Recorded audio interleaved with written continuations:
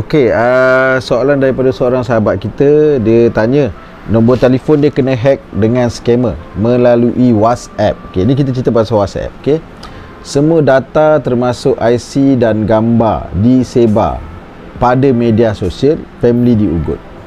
Pertama sekali, apa yang harus awak lakukan adalah semua pengguna WhatsApp, anda pergi kepada bahagian setting. Ni first sekali, nak elakkan daripada orang lain ambil alih kan. Okey, pergi ke bahagian setting. Okey, dekat setting tu awak pergi kepada bahagian account. Dah tekan account, awak pergi kepada two step verification.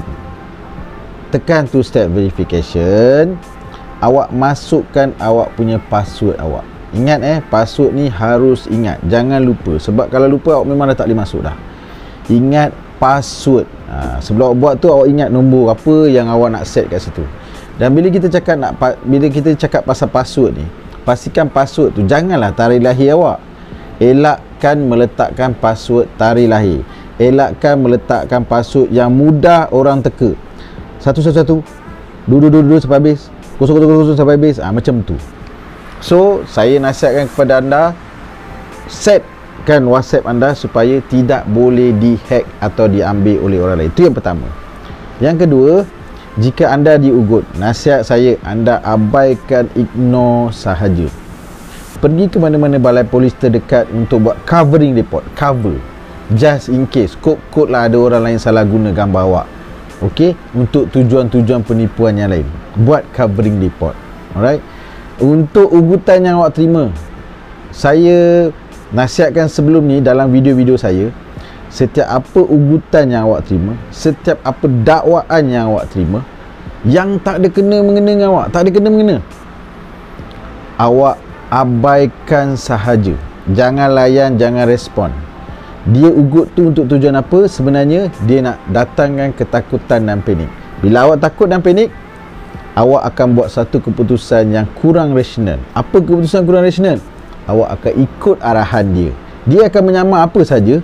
Ingat, dia akan menyamar apa saja. Scammer ni dia akan menyamar. Kerja dia menyamar je. Ingat menyamar.